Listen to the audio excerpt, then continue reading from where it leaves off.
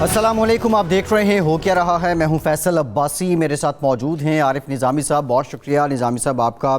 आज जो गवर्नर सिंध हैं उनकी जानिब से भी प्रेस कॉन्फ्रेंस की गई, बिलावल भुट्टो साहब ने भी प्रेस कॉन्फ्रेंस की है। कल वज़ीर-ए-आज़म ने इंतहाई अहम एक फ़ैसला किया जिसमें चेयरमैन NDMA को टास्क दिया गया कि कराची में जो बारिशें हुई हैं उसके बाद वहाँ जो गंदगी है उसकी सफाई सुथराई का काम वहाँ करवाया जाए, उसकी निगरानी की जाए। इससे मुतालिक भी बात करेंगे। लेकिन आज निज़ामी साहब, जो पिछले कई दिनों से एक बहस जारी थी बिलखुसूस इंसदाद दहशतगर्दी जो एक्ट है और फिर जो सलामती काउंसिल से रिलेटेड जो कानून में तरमीम थी उसको लेके अपोजिशन और हुकूमत के दरमियान कुछ मामला तय नहीं हो रहे थे, लेकिन आज दो बिल जो हैं उनको मंजूर कर लिया गया। लेकिन जो ही ये बिल मंजूर हुए तो अपोजिशन के इत्तेहाद की भी साथ ही साथ बातें चल रही थी। अब इस इत्तेहाद को लेके JUIFA जो पहले भी ये कहती है कि नून लीग और पीपल्स पार्टी ने उन्हें कहीं ना कहीं डॉच किया है, आज उनके सेनेटर अताउर रहमान और मौलाना गफूर हैदरी ने क्या तहफ़्फ़ुज़ात का इजहार किया, वो देखिए। किसी कमेटी में जमीयत उलमा इस्लाम को शामिल नहीं किया गया है। दोनों बड़ी पार्टियों से आज गिला कर रहा हूं कि आपने हमेशा इन लोगों का साथ दिया है, आप कभी अपोजिशन को यकजा करने की कोशिश नहीं की है। अपोजिशन से ये गिला है हमारा, वो छोटी जमातों से पूछते नहीं है और अपनी मर्जी करते हैं। अगर आपका रवैया इस तरह रहेगा तो फिर शायद हमारा साथ चलना मुश्किल हो।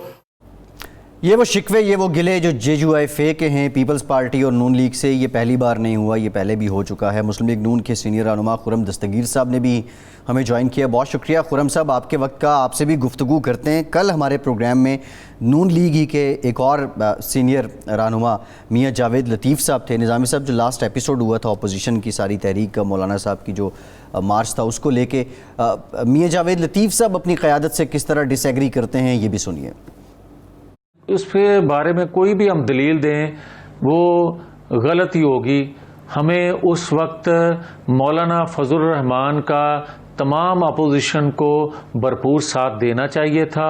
वो गलती तमाम अपोजिशन की थी और वो गलती का खमियाजा जो है आज पूरी कौम भुगत रही है। निज़ामी साहब, इत्तेहाद तो इसको गैर फितरी ही कहा जाएगा क्योंकि नज़रियात भी मुख्तलिफ हैं, सिलसिले भी कुछ और हैं, स्टेक्स भी और हैं, लेकिन ये JUIFA को इशारा मिल गया कि आगे भी इनको झंडी ही होने वाली है।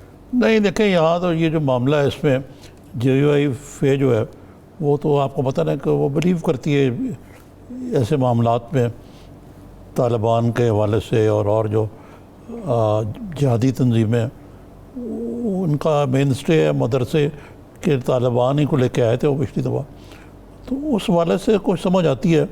और यकीनन जो मेन स्ट्रीम पोलिटिकल पार्टीज़ हैं इनके स्टेक्स डिफरेंट हैं और यही एक अलमिया है। जब अगर आप मजहबी जमातों से अलायंस करें तो फिर जो कॉमन डिनोमिनेटर बात तलाश करना मुश्किल होता है। दस्तगीर साहब, अस्सलाम वालेकुम। जी वालेकुम अस्सलाम। ये खैर मैं तो अपना नुक्ता निगाह बयान कर रहा था, आप बताइए कि ये JUIF क्यों महसूस कर रही है कि उनको डिच कर दिया आपने इस मामले में? जी मैं भी अपने कॉलीग के साथ एग्री करूंगा कि उनका बिल्कुल शिकवा दुरुस्त है।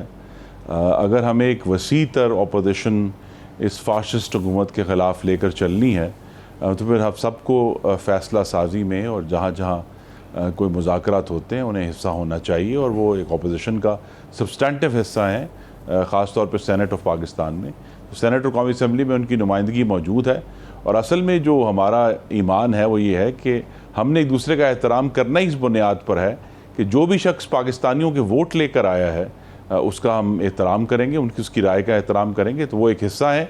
और मुझे ये उम्मीद है कि आज का जो एपिसोड हुआ है उसके बाद JUIF को इंशाअल्लाह अपोजिशन की तमाम जो डिलिब्रेशंस हैं और मुज़ाकरात हैं उसमें शामिल किया जाएगा। खुर्रम साहब, कल तक तो लग रहा था कि कोई कॉमन डिनोमिनेटर नहीं है अपोजिशन और हुकूमत के दरमियान। ख्वाजा साहब ने ये भी कहा कि हम आइंदा इनसे मुशावरत नहीं करेंगे और उन्होंने नैब इल्ज़ाम भी लगाया कि जी आप नैब को लिंक करना चाहते हैं FATF से।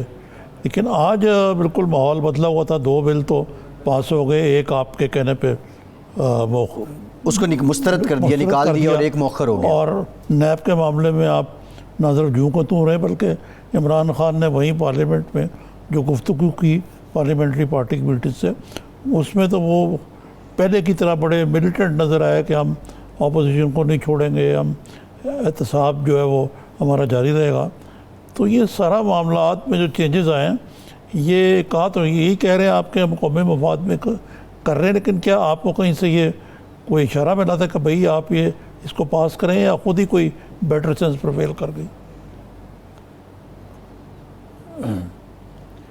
निज़ाम साहब, इमरान खान इस वक्त चूँकि तही दामन है, उनके दामन में पाकिस्तान के अवाम को देने के लिए कुछ नहीं है, लिहाजा उन्होंने अपना पुरानी जो शहनाई थी एहतसाब वाली वो निकाली है और आज फिर बजा दी है।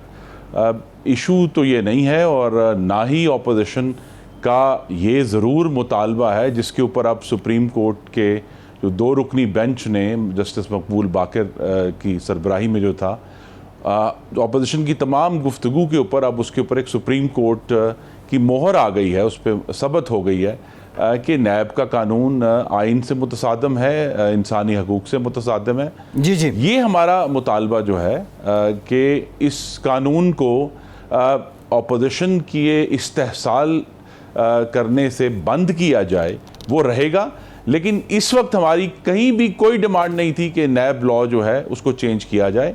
ये हुकूमत है जो इकट्ठे 4 कवानीन, ये बात मैं फिर दोहरा देता हूँ आपके नाजरीन की जो दुरुस्तगी के लिए, कि 4 कवानीन नैब लेकर आई थी, हुकूमत लेकर आई थी, जिसमें एक नैब था और दूसरा 2 एंटी टेररिस्ट एक्ट में अलग-अलग बिल थे।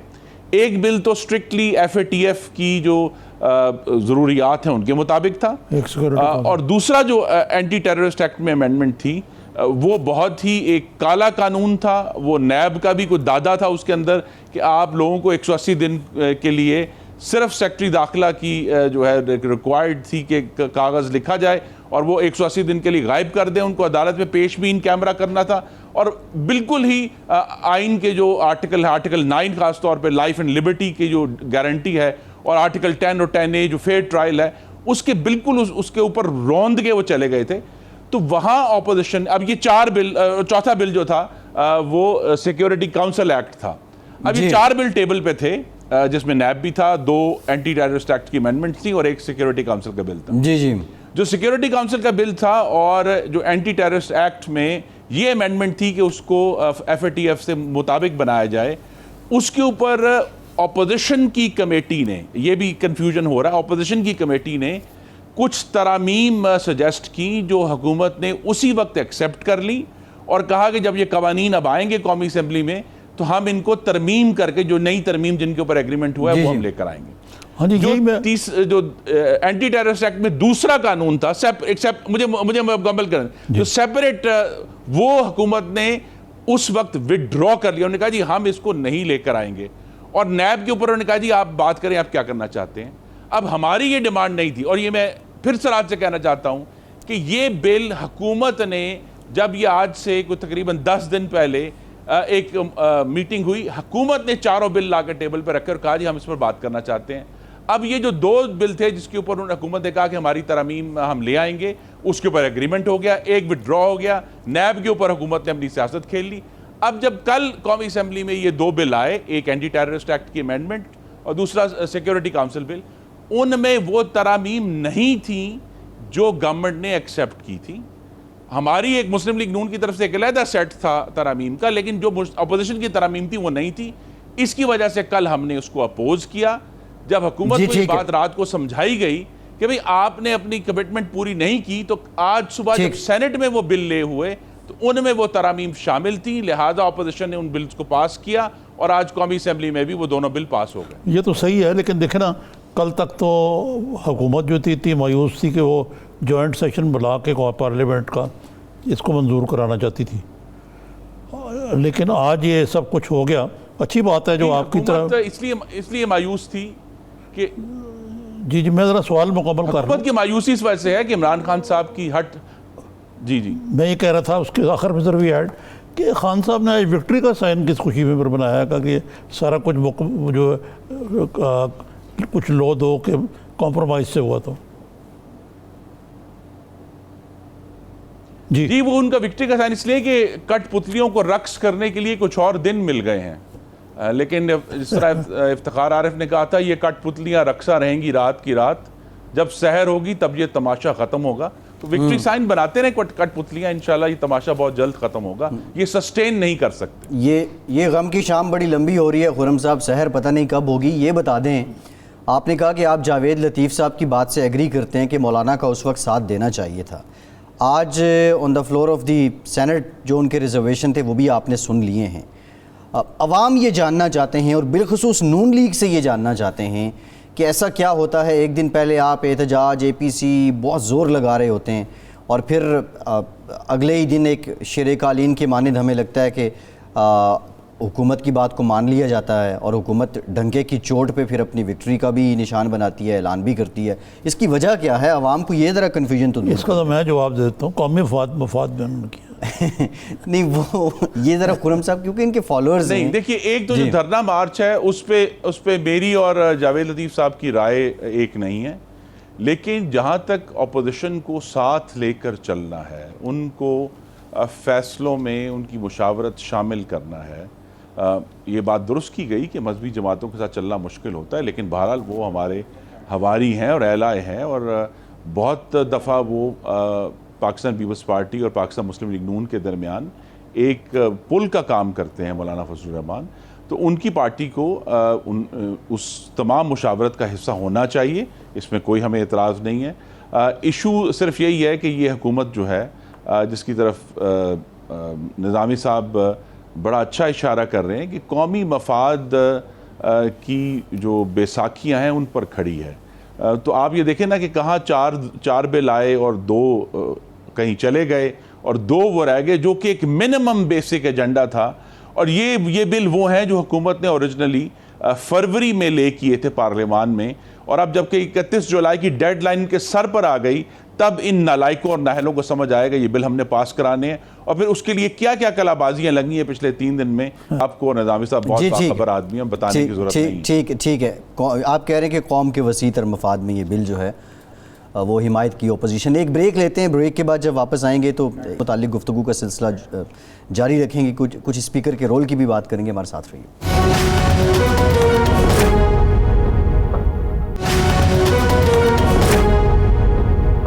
ब्रेक के बाद एक बार फिर से आपको खुशामदीद कहेंगे। आज जो कानून साजी हुई, पहले ये बिल सेनेट से मंजूर हुए, फिर उसके बाद कौमी असम्बली से मंजूरी ली गई, लेकिन इस पर भी अपोजिशन ने एहतजाज किया जब बिल मंजूर होने के फ़ौरी बाद मुलतवी कर दिया गया कौमी असम्बली का इजलास। बिलावल भुट्टो जरदारी ने आज अपनी प्रेस कॉन्फ्रेंस में स्पीकर कौमी असम्बली के रोल से मुताल्लिक क्या कहा, सुनिए। जहाँ तक स्पीकर का वोट है, अब मैं समझता हूँ कि PTI के लोग भी अपना नाराज़गी निकालने को तैयार हैं और उनके एलाइज को हम मना सकते हैं। अगर जॉइंट ऑपोजिशन एक पेज पे आ जाती है, इस पे हम इस हाउस को एक लेवल प्लेइंग फील्ड, जमहूरी प्लेइंग फील्ड बना सकते हैं। हमारा स्पीकर साहब PTI का वर्कर बन के कौमी असम्बली को PTI का जलसा बनाने की कोशिश जो हो रहा है और होता है वो ना। बिलावल भुट्टो जरदारी ने जो कहा आपने सुना। निज़ामी साहब, इससे पहले भी स्पीकर के ख़िलाफ़ तहरीक अदम एतमाद लाने की बात हुई थी, लेकिन फिर वो दब गई। ये बिलावल साहब क्या उसी तरफ इशारा कर रहे हैं? हाँ, लेकिन बिलावल साहब ने क्वालिफाई किया है। और हम सब वो कहते हैं कि अगर ऑपोजिशन एक पेज पे आ जाए तो क्या अभी भी ऑपोजिशन एक पेज पे नहीं है? जी, पहले तो स्पीकर साहब ज़ाती तौर पे तो बड़े नफीस आदमी हैं, मरंज आदमी हैं, लेकिन स्पीकर की कुर्सी जो है वो एक टॉलरेंस का और पेशेंस का मुतालबा करती है, वो एक इवन हैंडेडनेस का मुतालबा करती है, और वो हमें नज़र नहीं आई। और ख़ास तौर पे जब हमने शुरू में देखा पहले साल में जब प्रोडक्शन ऑर्डर्स का इशू था, और इसके ऊपर हमने बहुत सीरियस स्पीकर साहब जाके, ये नहीं कि फ्लोर ऑफ द हाउस पे, उनके साथ ज़ाती तौर पे भी, बिजनेस एडवाइजरी मीटिंग में भी उन्हें ये कम से कम मैं भी उसका रुकन हूँ कि पार्लिमान एक सॉवरन इदारा है, उसको किसी और इदारे से इजाज़त नहीं लेनी। तो जो स्पीकर के राइट्स हैं वो स्पीकर की राइट्स हैं और हम सब उनकी जो है वो पूरी तरह इज़्ज़त करते हैं। लेकिन यहाँ हमने ये देखा है कि जिस तरह बार बार हाउस को एडजर्न करते हैं अपोजिशन की बात सुने बगैर, हालांकि आज जो है चूँकि मैं दुरुस्त कर दूँ, ये जो कवानीन आज पास हुए ये कल कौमी असम्बली में हुकूमत ने बुलडोज़ किए थे, जिसकी वजह से वहाँ शोर उठा, लेकिन आज सुबह सेनेट में एक तरमीम शुदा सूरत में पास हुए और आज फिर कौमी असम्बली में भी पास हो गए। लेकिन और ये माहौल कौमी असम्बली में बहुत अच्छा रहना था अगर कुछ देर अपोजिशन के रहनुमाओं को बात करने दी जाती, और ये गुफ्तगू जो मैंने कुछ आपके प्रोग्राम में भी की है वो फ्लोर ऑफ द हाउस पर होती, ताकि क्लैरिटी आ जाती कि कौन से बिल आए हैं और कौन से पास हुए और कौन से बिल हैं जो नहीं आए। तो यहाँ स्पीकर साहब का जो रवैया है वो मुस्तकिल तौर पर जो है उसके ऊपर सवालिया निशान उठते हैं। इस पे मुझे यकीन है कि अभी जो APC होगी ईद के फ़ौरन बाद उसमें ये लाएमल डिस्कस होगा, और अगर इसके ऊपर अपोजिशन एग्री करती है कि भाई ये एक ऐसा टारगेट है जो हमें अचीव करना है, वो तो उसके ऊपर ज़रूर पेशरफ्त होगी। लेकिन चूँकि एक तजर्बा हुआ था जिस पे निज़ामी साहब मुझसे बेहतर जानते हैं कि जब सेनेट के चेयरमैन को अपोजिशन की बहुत बड़ी मेजॉरिटी के बावजूद हटाने में कामयाब नहीं हुए, वो भी हमारे सामने है कि यहाँ ये जो हुकूमत है, फिर कहूँगा कि ये एक दूसरी बैसाखियों के ऊपर खड़ी है, और जब ज़रा सा इनको धक्का लगता है तो वो बैसाखियाँ जो हैं वो इनके आगे आ जाती हैं। तो यहाँ ये प्रॉब्लम है, लेकिन इसके ऊपर बहुत संजीदा गुफ्तगू हो सकती है। मैंगल साहब ने चूँकि हुकूमत की हमायत से दस्तबरदारी हो गई है, और दूसरे जो एलाइज हैं अब 2 साल के बाद एक ऐसी अपॉर्चुनिटी है कि कौमी असम्बली के ऐवान को बेहतर तरीके से चलाया जा सके। जी। अच्छा, खुर्रम दस्तगीर साहब, अभी आपने खुद भी बात कर दी, मेरा ख्याल है कि आप चेयरमैन सेनेट से मुतालिक जो तहरीक थी उसका हवाला दे रहे थे। और दूसरी बात यह है कि नज़रियात भी मुख्तलिफ हैं, अपोजिशन की जो बड़ी जमातें हैं, छोटी जमातें, अपने अपना नज़रिया, एक इत्तेहाद गैर फितरी लगता है, इसलिए इसका जानदार होना भी कोई इतना मानेखेज़ नहीं है। इतनी अहम कानून साजी हो गई, APC को लीड करने से मुतालिक भी इबहाम है, और आज के सारा दिन अगर कोई गैर हाजिर रहा, किसी का नाम नहीं लिया जा रहा, तो वो अपोजिशन लीडर का है। ये कैसे लाया अमल क्या होगा आपकी जमात का, अपोजिशन का, अगर आप APC को कोई बुलाते भी हैं? पहले भाई साहब ये भी आवाम के लिए जानना ज़रूरी है आपके तवज्जुह से कि ये जो जिसको हम अहम कानून साजी कह रहे हैं, ये सिर्फ हुकूमत की नालायकी और नाअहली की वजह से इसकी अहमियत बढ़ी।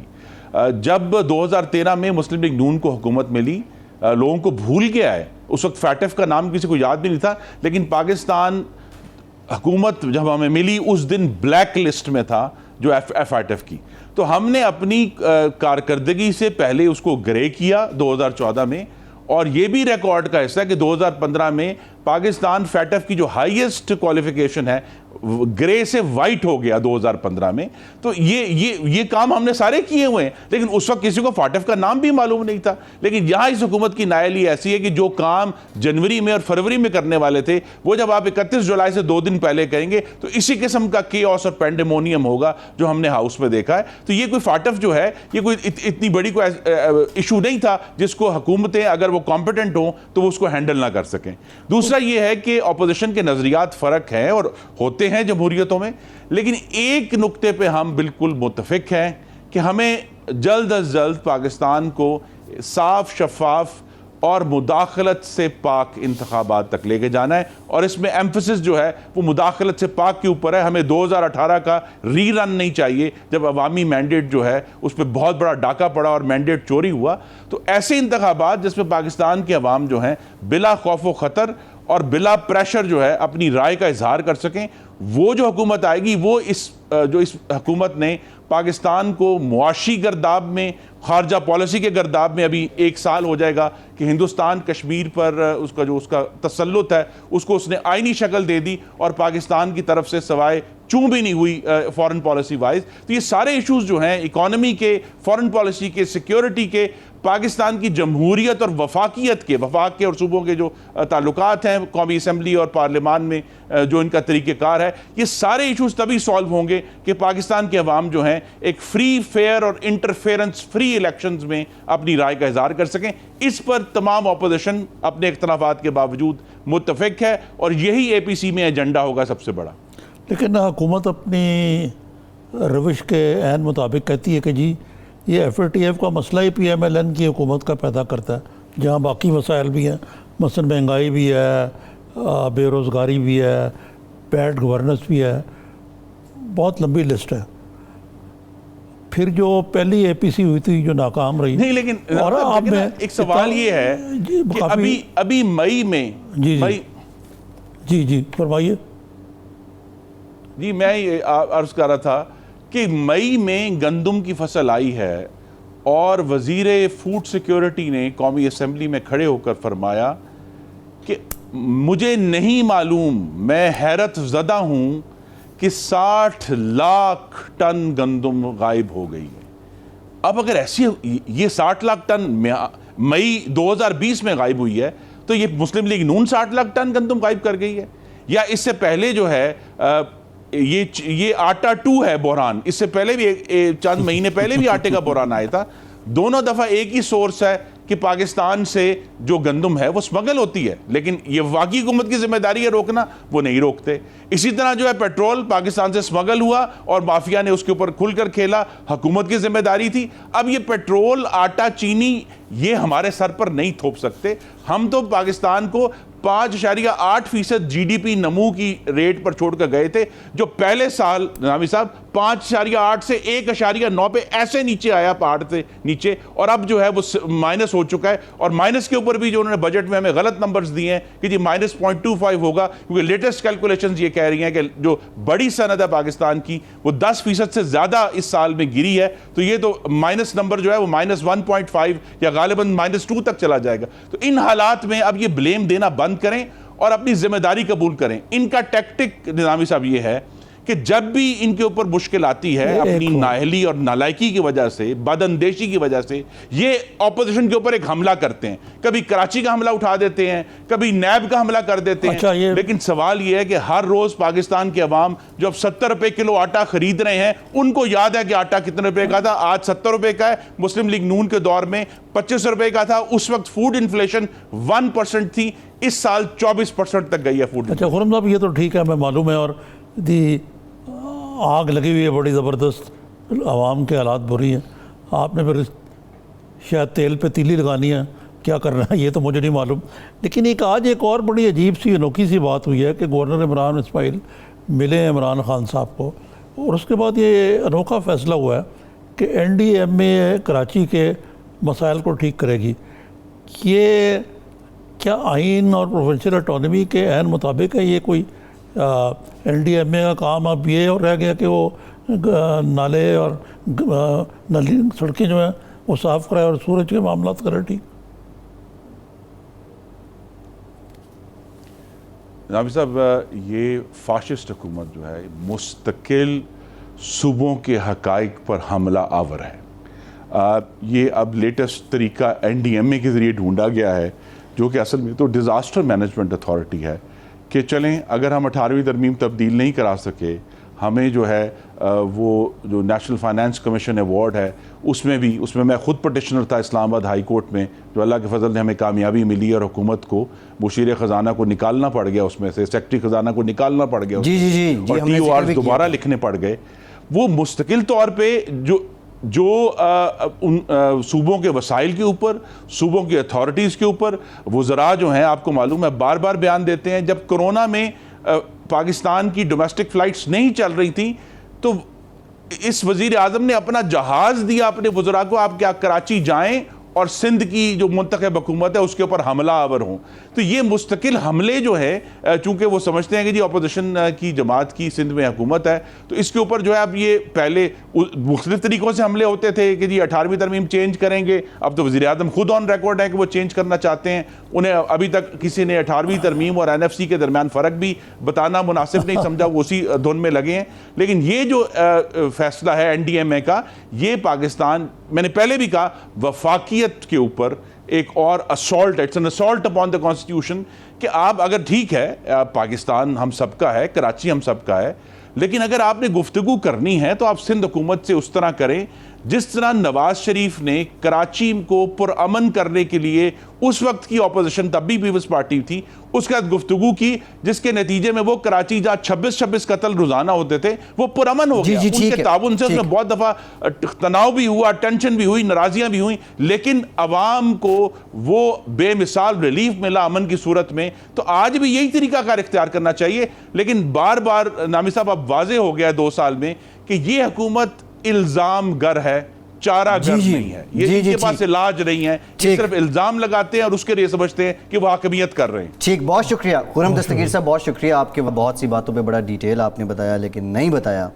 कि शहबाज शरीफ साहब सारा दिन कहाँ थे, इस सारे मामले से वो गायब क्यों हुए। ब्रेक के बाद कुछ और मामला पे भी बात करते हैं, हमारे साथ रहिए।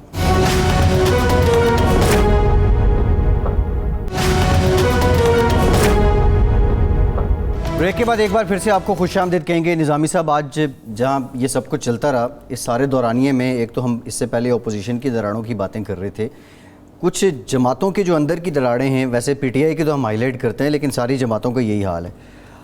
कमेटी इजलास के दौरान मुस्तफ़ा नवाज़ खोखर साहब और रहमान मलिक साहब के दरमियान तल्ख़ कलामी हो गई, और फिर वहाँ जो मौजूद लोग थे उन्होंने थोड़ा कूल डाउन किया। क्या एक ही जमात के 2 लोग हैं, अपर हाउस में हैं और दूसरों के सामने अपने कपड़े धो रहे हैं, इसकी क्यों नौबत आई? देखें, रहमान मलिक साहब ने अपना हक़ नमक अदा किया। हक़ नमक मतलब? बस इतना ही सब, थोड़ी ना बहुता समझो। अच्छा, कहा ना दूध में मेंगरियाँ डाल रहे हैं। भाई सवाल ये है कि ऑपोजिशन का काम क्या है? दूध में मेंगरियाँ डालने के अलावा कि भाई तरमीम करने की ज़रूरत है, पास कर दें। अभी आपको पता ना कि हाल ही में आर्मी चीफ से उनकी मुलाकात हुई है। जी जी, रहमान काफ़ी दोस्तों के माथे ठनके, इस लिहाज से कि उमूमन आर्मी चीफ जो हैं वो सियासतदानों से बहुत कम मिलते हैं। जी, प्राइम मिनिस्टर तो खैर है ही ना सियासतदान, लेकिन वो प्राइम मिनिस्टर है। लेकिन मेरा नहीं ख्याल कि लीडर ऑफ अपोजिशन से भी उनकी कभी मुलाकात हुई है। जी, तो ये कोई अनयूजुअल मुलाकात थी, और पीपल्स पार्टी वालों ने कहा हम उनकी जवाब तलबी करेंगे। अब ये भी है ना, there are wheels within wheels. Rahman Malik Zardari sahab के बहुत करीब है, मोतबद खुसूसी है, उनको कोई ना कोई क्लियरेंस होगी तो गए होंगे ना, इसीलिए उन्होंने ये बात भी की है। दूसरी तरफ मुस्तफ़ा नवाज़ खोखर भी एक इंनर सर्कल में है, बिलावल के बहुत करीब है, बिलावल के बहुत करीब है। तो बात असली तौर पर ठीक है, लेकिन मेरा ख्याल है कि ये इससे बहुत ये बड़ी मानी खेज बात है। रहमान मलिक साहब ने कोई तफसील नहीं बताई जी जी जी, कि भाई आप नॉर्मली तो होते हैं ना सियासतदान, बाहर आते ही प्रेस कॉन्फ्रेंस कर देते हैं, भाई किस लिए गए थे, क्या करने गए थे, क्या एजेंडा था।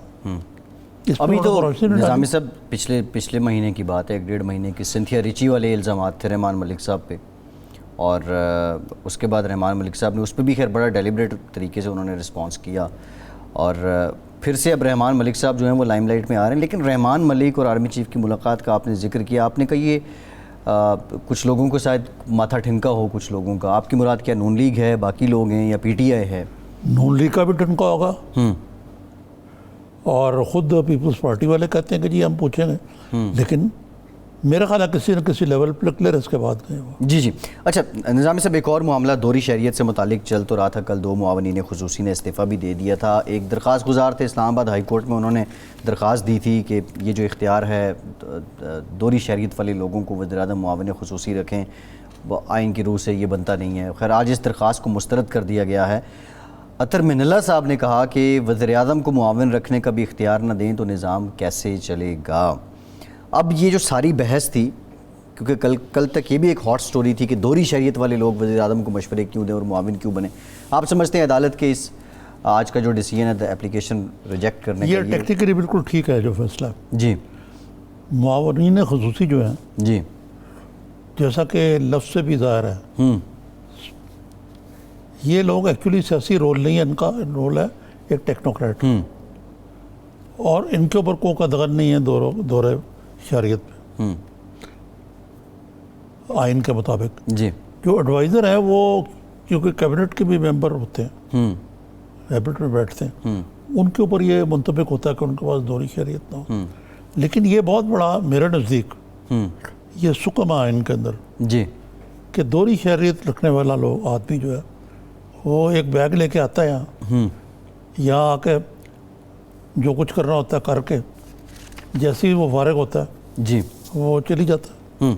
अब देखे ना खुद शहजाद अकबर साहब जो हैं आज उन्होंने ठीक उठाया नुकता कि 2 साल तो पता नहीं उन्होंने डिक्लेयर ही नहीं किए अपने एसेट्स कि जी उनके पास स्पेन में घर है, बाकी लोगों से वो ट्रेल मांगते फिरते हैं। तो इसीलिए ये जो है ना, फिर ये है कि मैंने अर्ज़ किया था आपसे कि दोहरी शहरियत के अलावा जो कनाडा की शहरियत है, जी कनाडा की शहरियत का मतलब है कि आपको एक हलफ लेना पड़ता है मलका की वफादारी का, कि अगर कनाडा की कॉमनवेल्थ जो है तो मैं अपने मलका का वफादार रहूँगा। जी ये कैसे हो सकता है कि कॉमनवेल्थ की जो मलका है वो एलिज़ाबेथ जो है आप उनके भी वफादार हैं, जान देने को भी तैयार हैं और इधर पाकिस्तान में भी काम कर रहे हैं। अच्छा निज़ामी साहब, आइन की आप रूह से- अल्लामा प्रोफेसर डॉक्टर ताहिर कादरी, जी जी उनके पास भी कनाडा का पासपोर्ट है। जी, कितने चीखते चंगाड़ते थे। वो तो साइड पे हो गई, सियासत छोड़ दी। इसलिए हुए कि उनको कनाडा का पासपोर्ट एक जलसे में फाड़ना पड़ना था और कहना था अब मैं पाकिस्तान के शहरी, जी और वो कनाडा की शहरियत के मज़े जो है जी जी वो नहीं खोना चाहते थे। जी। अच्छा लाखों डॉलर जो है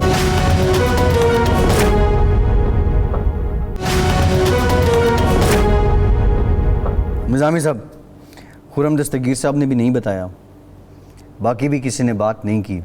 मुझे तो खैर अपोजिशन की आज की सारी जो कार्रवाई थी ना, ये कोई आई वॉश ही लगती थी। शहबाज शरीफ साहब किधर हैं आज? सारा दिन हुकूमत, अपोजिशन, खींचातानी, समझौता, इत्तफाक, इत्तेहाद, इत्तफाक राय, इख्तलाफ चलता रहा। आपके दोस्त कहीं भी नज़र नहीं आए। अपोजिशन लीडर हैं निज़ामी साहब, कायदे हिज़्ब इख्तलाफ हैं, कहाँ हैं वो? भाई वो सेहत ख़राब रहती है उनकी, वो सेहतमंद होने के बावजूद भी या सेहतयाब होने के बावजूद भी वो ख़ुद को क्वारंटीन में रखना पसंद करते हैं। लेकिन आप इमेजिन करें ना कि शहबाज शरीफ पाकिस्तान के वज़ीर आज़म हों, तो मैं खान साहब से गिला रहता है कि पार्लियामेंट में नहीं आते, मियाँ नवाज शरीफ नहीं आते थे, यूसुफ रज़ा गिलानी तो रोज़ आते थे। तो शहबाज शरीफ साहब तो बिल्कुल ही ना आए, जी क्योंकि वो मियाँ नवाज शरीफ ने एक दफ़ा कहा था जद्दा में कुछ दोस्त रोज़ महफिल लगती थी, तो शहबाज ने कहा कि मियाँ साहब सानू बड़ा मुशर्रफ की आमरीत के खिलाफ रोल अदा करना चाहिए, तो साढ़े ਜਿਹੜੇ MNAs MPs ਨੇ ਨਾ ਇਹਨਾਂ ਨੂੰ ਉਹਨਾਂ ਨੂੰ ਇਕੱਠੇ ਕਰਨਾ ਚਾਹੀਦਾ। ਉਹਨੇ ਕਿਹਾ ਸ਼ਹਬਾਜ਼ ਤੂੰ ਕਿਸ ਮੂੰਹ ਨਾਲ ਗੱਲ ਕਰਨਾ है, तू तो इस तरह हाथ मिलाता सी उंगली डाल। तो शहबाज साहब जो है ये उस तरह के अवामी सियासतदान ही नहीं। निज़ामी साहब चलें एक और एंगल जो लेकिन लीडर ऑफ द अपोजिशन के तौर पे जो उनकी जॉब डिस्ट्रीब्यूशन है वो यकीन नहीं है। वो अदा, निज़ामी साहब वो अदा नहीं कर रहे, वो फ़राइज़ मनसबी जो है ना वो नहीं कर रहे। बिल्कुल ठीक है। एक और सवाल है, आपने नवाज शरीफ साहब का जिक्र किया, वो बैठे हैं लंदन। एक अंग्रेज़ी का मुहावरा है, mouse play when cat is away. तो ये जो सारा कुछ हो रहा है सियासी तौर पे अगर हम इसको देखें, वो कोई अपनी पीपल्स पार्टी भी इससे पहले कह रही थी हमारे प्रोग्राम में कि लाइन में लगे हुए हैं वो शहबाज शरीफ साहब, तो क्या माउस इज़ प्लेइंग, वो खेल रहे हैं, कुछ चल रहा है, या पॉलिसी क्या है? पॉलिसी एक ही है दोनों भाइयों की।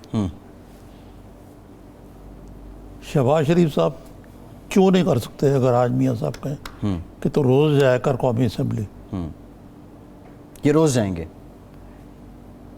ये पूरी पॉलिसी है एक किस्म की। अच्छा। ये भी पॉलिसी है good cop bad cop. Nawaz Sharif ने खामोशी के ज़रिए अपने ऑप्शंस ओपन रखे हुए हैं। शहबाज शरीफ तो कहते हैं कि मेरा तो ईमान है कि इस्टेब्लिशमेंट के साथ चलना चाहिए जी, इस बारे में उनका कंसिस्टेंट स्टैंड है वैसे। ठीक है। अच्छा निज़ामी साहब, आज FATF के मामले पे अब ये एक जो कंप्लाइंस का हिस्सा था पाकिस्तान, आज जो अच्छी बात है कानून जो है वो मंजूर हो गए। सफारती लिहाज से बड़ा रोल है सफारतकारी का, ये सारे जो उनकी वर्कशीट है उस पर अमल दरामद के साथ साथ। अब सफारती सतह पे आपको क्या लगता है हम कितना काम कर चुके हैं कि जो आने वाली FATF के साथ हमारी नशिस्त है उसमें हम ग्रे लिस्ट से निकल जाएंगे, या फिर सफारती लिहाज से हमें कोई और टास्क मिलने वाला है? देखें, ये इसमें अमेरिका ने भी काफ़ी दिलचस्पी ली है एलिस वेल्स जो साबिक हो गई हैं असिस्टेंट सेक्रेटरी ऑफ स्टेट इस वन में, पाकिस्तान भी आई हैं 2 मरतबा कम अज़ कम कि जी आप FATF की कंप्लायंस करें।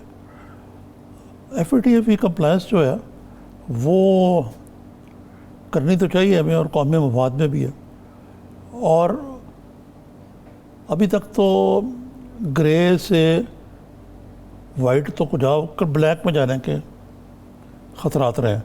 लेकिन आज की लेजिस्लेशन के बाद हमने एक बहुत बड़ा पुल जो है पुलिस रात अबूर कर दी है, और ये अपोजिशन ने अच्छा किया कि इसमें उन्होंने कुछ तरमीम करवा ली, लेकिन और एक इंतहाई ख़तरनाक बिल को रद्द करवा दिया। जी, ऐसा ना होता तो PTI ने सारा मलबा कहना ले जी अपोजिशन ने हमें ब्लैक लिस्ट में दिलवा दिया या ग्रे लिस्ट में है अभी तक। तो अभी इसके और भी बड़े इम्तिहान हैं, और ये ज़रूरी नहीं है कि लेजिस्लेशन पास हो तो हम वाइट लिस्ट में चले जाएंगे। निज़ामी साहब, वही सफारती लिहाज से we are very close to China, CPEC बाकी चीज़ें तमाम मामलात, और यही एक वजह है पाकिस्तान चीन कुर्बत अमेरिका के पेट में इसके मरोड़ रहते हैं। जैसे आपने एलिस वेल्स का जिक्र किया, आप ही को एलिस वेल्स कहती थी कि पाकिस्तान हमसे ग्रांट क्यों नहीं लेता, बजाय इसके कि वो भारी सूद पे चीन से कर्ज ले। CPEC के तो वो जानी दुश्मन है, जानी दुश्मन है। अब यहाँ पे तो गेम सारी सफारती है, और अमेरिका का तो इसमें FATF में रोल तो है। अब करना क्या होगा? देखें, बात यह है कि आप ये कह रहे हैं दोनों सिलसिलों में कि अमेरिका और चीन की जो चपखलिश है जी, उसमें हम ना मारे जाएं। यस, वो एक अंग्रेज़ी का मुहावरा है, बल्कि चीनी है मेरे ख्याल से मुहावरा, कि व्हेन एलिफेंट्स फाइट, जब हाथियों की लड़ाई होती है ना, देन ग्रास सफर, तो जो ग्रास के अंडर देम ग्रेस टेम्पल, तो हम घास से हम मारे जाएं उसमें, ये एन मुमकिन है।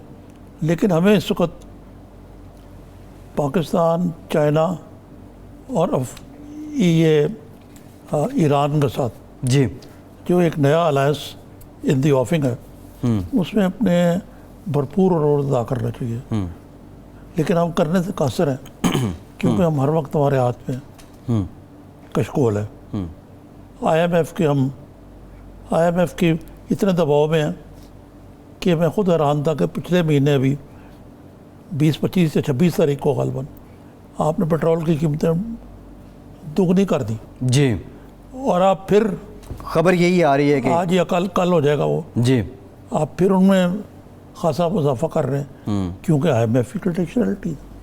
अब IMF को आप ना नहीं कर सकते, जी, वर्ल्ड बैंक है, FATF है, तो हम तो बहुत बुरी तरह जकड़े हुए हैं। जी, कोई इधर से डोरी खींचता है, कोई उधर से खींचता है। निज़ामी साहब, अभी इसकी टाइमिंग भी ऐसी अजीब है कि वेरी नेक्स्ट डे, बल्कि जिस दिन पेट्रोलियम प्राइसेस अगर बढ़ती हैं तो उसी दिन ईद भी है। तो ये कुछ अवामी तौर पे भी तो कोई मैसेज जाता है ना, अवाम के जज्बात भी तो कोई परवाह नहीं है। ये तो सियासी जमात का काम बनता है। तो कोई परवाह नहीं है अवाम की, लगती मुझे।